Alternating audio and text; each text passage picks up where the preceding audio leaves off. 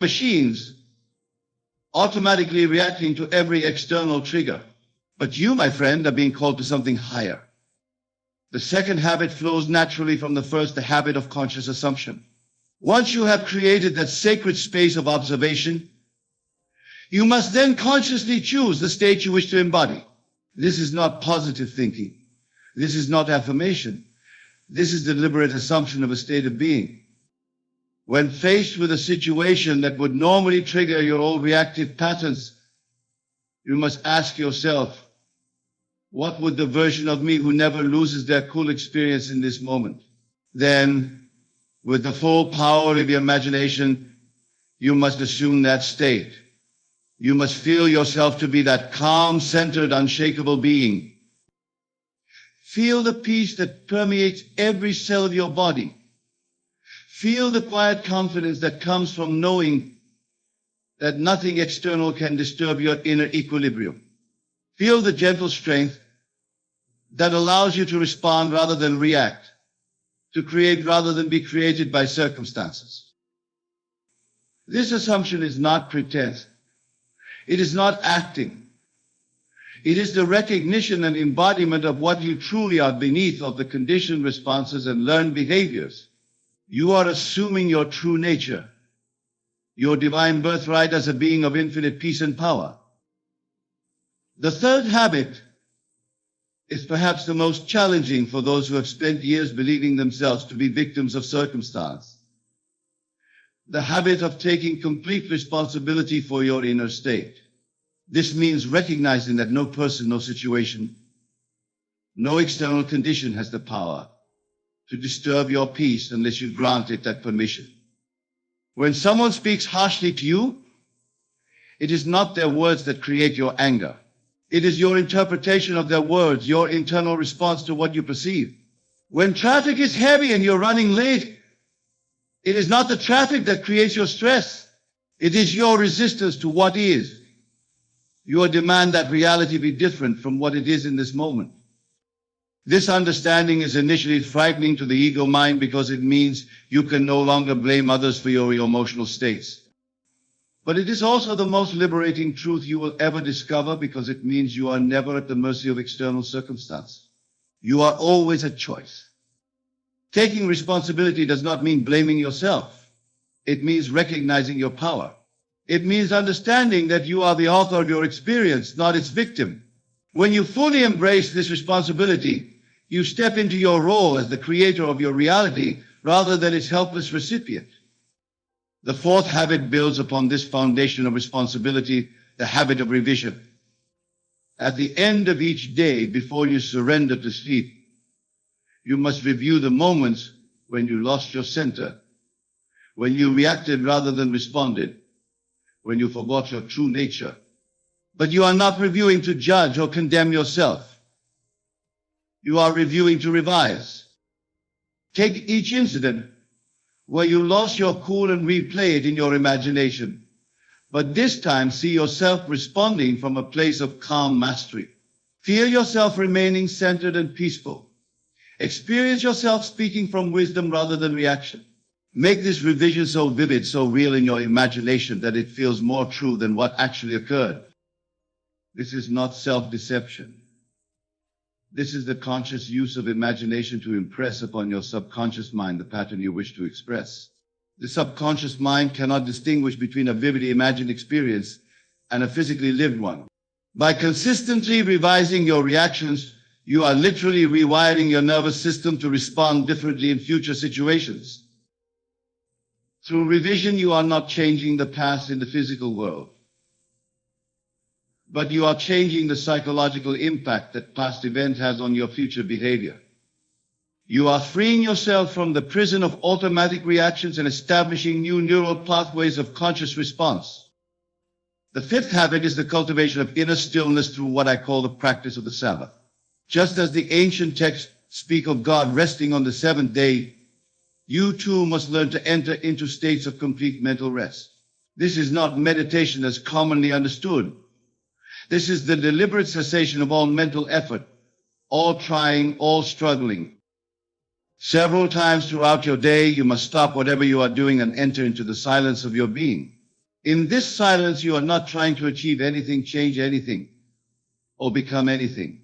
You are simply being, resting in the awareness of your own existence. It is in these moments of inner Sabbath that your true nature has the opportunity to emerge. It is here that you remember who you are beneath all the layers of conditioning and reactivity. It is here that you drink from the wellspring of infinite peace that lies at the core of your being. The more you practice entering this inner stillness, the more it becomes your default state. Instead of peace being something you must strive for, it becomes the ground from which you operate. Instead of calm being a temporary condition you achieve through effort, it becomes your natural way of being. From this foundation of inner stillness, you naturally develop the sixth habit, the habit of conscious breathing. Your breath is the bridge between your conscious and unconscious mind, between your voluntary and involuntary responses. When you learn to consciously work with your breath, you gain access to the autonomic nervous system that governs your automatic reactions. When you feel the first signs of losing your composure, immediately bring your attention to your breath, but do not try to change it forcefully. Simply observe it with loving attention. As you observe, your breath will naturally begin to slow and deepen. As your breath slows, so does your heart rate. As your heart rate slows, so does the cascade of stress hormones that fuel reactive behavior. Breathe as though you are breathing in peace itself. With each inhalation, imagine you are drawing in the very essence of tranquility. With each exhalation, release any tension, any resistance, any desire for things to be different than they are. Let your breath become a prayer, a communion with the infinite peace that is your true nature. This conscious breathing creates an immediate physiological shift that supports your psychological intention to remain centered. It is a practical tool that bridges the gap between spiritual understanding and embodied experience. The seventh habit is the practice of mental fasting. Just as you might fast from food to cleanse your physical body, you must learn to fast from negative mental consumption. This means becoming extremely selective about what you allow into your consciousness throughout the day. Stop consuming news that agitates your mind. Stop engaging in conversations that disturb your peace. Stop entertaining thoughts that diminish your sense of inner strength and stability. Just as you would not knowingly eat poison, do not knowingly consume mental poison in the form of fear-based media, gossip, or negative internal dialogue. Instead, consciously choose to feed your mind with that which elevates and inspires. Read materials that remind you of your true nature. Spend time with people who reflect back to you your highest possibilities. Engage in activities that align with the peaceful, centered being you are becoming. This mental fasting is not about avoiding reality or living in denial. It is about recognizing that your consciousness is sacred ground and that you have both the right and the responsibility to guard what enters that sacred space. The eighth habit flows naturally from this mental discipline, the cultivation of divine indifference. This does not mean becoming cold or uncaring. It means developing the ability to remain emotionally unattached to outcomes while still engaging fully with life. Divine indifference is the recognition that your peace and well-being are not dependent upon any external circumstance. Whether people approve or disapprove of you, whether your plans succeed or fail, whether conditions are favorable or challenging, your inner state remains undisturbed. This indifference is born not from apathy, but from a deep knowing of your true identity. When you know yourself to be the changeless awareness in which all experiences arise and pass away, you can engage with life's dramas without being consumed by them. You care deeply about your goals and relationships, but you are not attached to specific outcomes because you know that your true fulfillment comes from within, from the recognition of your own divine nature. This paradoxical combination of deep caring and non-attachment is the hallmark of true mastery. The ninth habit is the practice of compassionate understanding. When others act in ways that would normally trigger your reactive patterns, instead of immediately judging or defending, You must develop the habit of seeking to understand the pain beneath their behavior.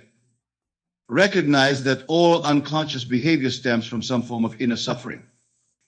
The person who speaks harshly is likely carrying unhealed wounds. The individual who acts aggressively is probably defending against some perceived threat to their fragile sense of self. The colleague who seems unreasonable may be overwhelmed by pressures you know nothing about. This understanding does not mean you become a doormat or allow others to treat you poorly. It means you respond from wisdom rather than from wounded ego. You set appropriate boundaries while maintaining your inner peace. You protect yourself without attacking others. Compassionate understanding transforms every challenging interaction into an opportunity to express your highest nature. It allows you to remain centered not despite difficult people, but because you see through their behavior to the frightened child within who is simply doing their best to navigate a world that feels threatening and unpredictable. The 10th and final habit is the ultimate practice, living from the end. This means consistently assuming the feeling of being the person who has already mastered these habits, who has already become unshakable in their peace and composure. Do not wait to feel peaceful before you act peacefully. Do not wait to feel centered before you behave in a centered manner. Assume the feeling of being someone who never loses their cool, and then think, speak, and act from that assumption. Feel yourself to be someone for whom inner peace is as natural as breathing.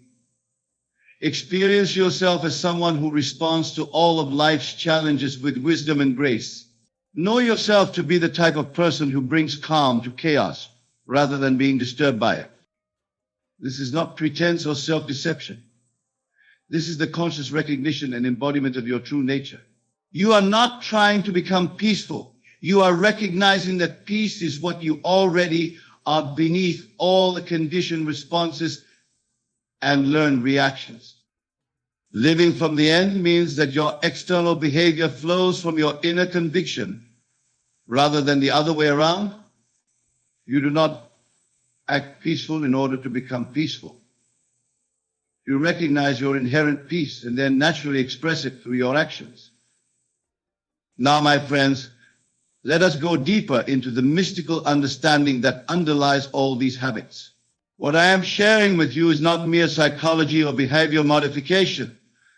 This is the ancient wisdom that has been hidden in plain sight throughout the ages. The secret that transforms ordinary human beings into masters of their destiny. The Bible tells us that man is made in the image of God. But what does this truly mean? It means that you possess the same creative faculty that God possesses, imagination. God imagined the world into existence. And you imagine your personal world into existence through the states of consciousness you habitually occupy. When you lose your cool, you are imagining yourself to be at the mercy of circumstances. You are creating through your imagination an experience of powerlessness and reactivity. But when you maintain your composure, you are imagining yourself to be the master of your inner kingdom, the creator of your experience rather than its victim. Your imagination is not some frivolous mental faculty. It is the very mechanism through which consciousness creates reality. Every external condition in your life is the outpicturing of some internal state that you have imagined and felt to be true. Understanding this, you begin to see that learning to never lose your cool is not about suppressing emotions or controlling reactions. It is about consciously choosing which states of consciousness to occupy, which versions of yourself to imagine and embody. The mystics of old understood this secret. They knew that the kingdom of heaven is within, that the peace that passeth understanding is not something to be achieved, but something to be recognized as your very nature. They knew that what you seek without, you already possess within. When Jesus said, "Be still and know that I am God," he was not speaking to an external deity. He was speaking to the divine consciousness within every human being. The I am, that is the true identity of everyone who has ever lived or ever will live. This I am consciousness is what you truly are. It is pure awareness, unchanging and eternal. It is the witness of all experiences, but is never touched or changed by any experience. When you identify with this I am rather than with the temporary thoughts and emotions that arise within it, you become naturally unshakable. The habits I have shared with you are simply practical methods for shifting your identity from the temporary to the eternal, from the changeable to the unchangeable, from the reactive personality to the creative consciousness that you truly are.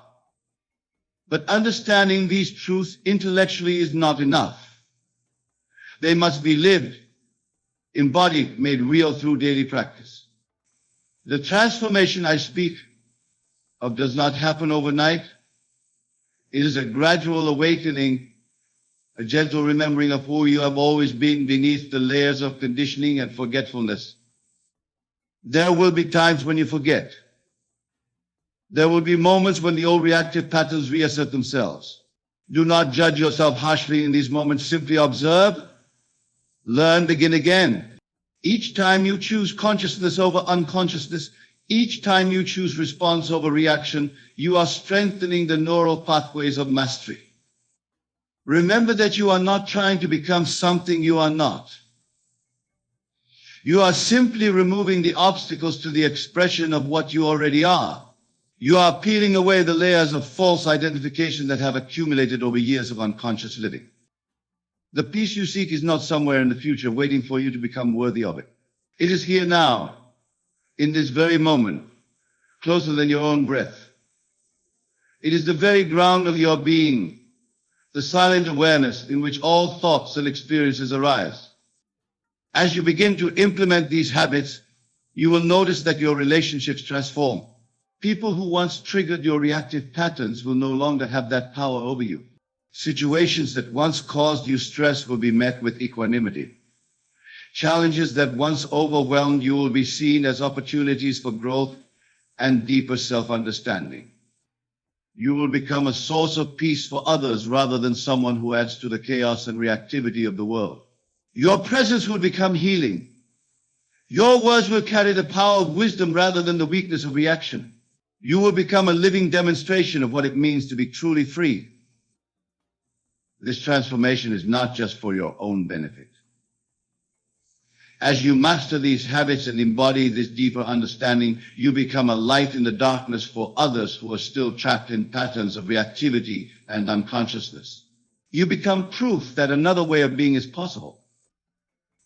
The world desperately needs people who have learned to remain centered in the midst of chaos, who can respond to crisis with wisdom rather than panic, who can bring peace to conflict rather than adding fuel to the fire. As you master these habits, you are not only transforming your own life, but contributing to the healing and evolution of human consciousness itself. Every moment you choose peace over agitation, every time you respond with wisdom rather than reaction, you are casting a vote for the kind of world you want to live in. You are using your consciousness to create more peace, more harmony, more love in the collective human experience. The habits I have shared with you are not merely techniques for personal improvement. They are spiritual practices that connect you with the deepest truths of existence. They are pathways back to your true nature, methods for remembering who you really are beneath all the layers of conditioning and forgetfulness. As you practice these habits consistently, you will find that what once required tremendous effort becomes effortless. The peace that you once had to struggle to maintain becomes your natural state. The composure that you once had to work to achieve becomes as automatic as breathing. But even more than this, you will discover that you are not separate from the peace you seek. You are not someone who sometimes has peace and sometimes loses it. You are peace itself, temporarily forgetting your true nature and then remembering it again. This remembering is the greatest gift you can give yourself and the world. It is the awakening from the dream of separation and limitation into the reality of your infinite nature. It is the recognition that you have never been the victim of circumstances, but have always been the creator of your experience. My friends, As we draw to our close of our time together, I want you to feel the truth of what I have shared with you. This is not philosophy or theory. This is the lived reality that awaits you as you embody these habits and step into your true identity as conscious creators of your experience.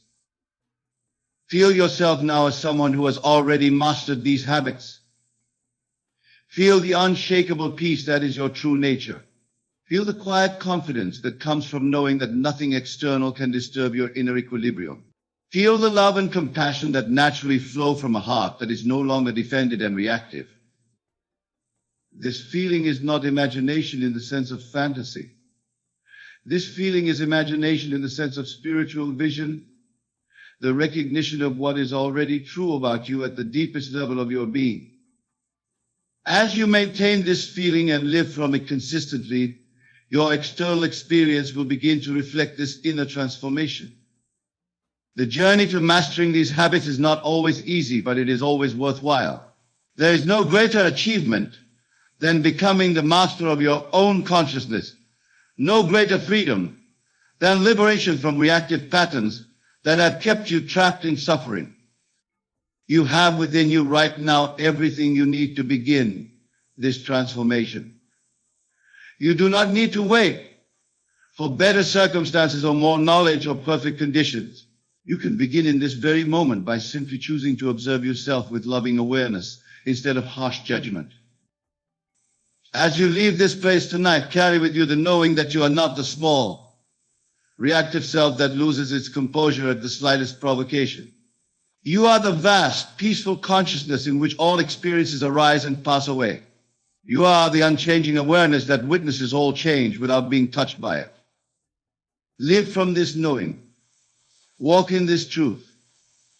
Be the peace you wish to see in the world. Master these habits not as someone trying to become better, but as someone recognizing and expressing what they already are at the deepest level of their being. The world is waiting for you to step into your true power, to become the master of your consciousness, to demonstrate what it means to be truly free. The time is now. The place is here. The person is you. Go forth and be the living demonstration of these truths. Go forth and never lose your cool again, not because you have suppressed your humanity, but because you have remembered your divinity. Go forth and transform not only your own life, but the lives of everyone you touch through the power of your conscious presence. This is your calling. This is your destiny. This is who you truly are.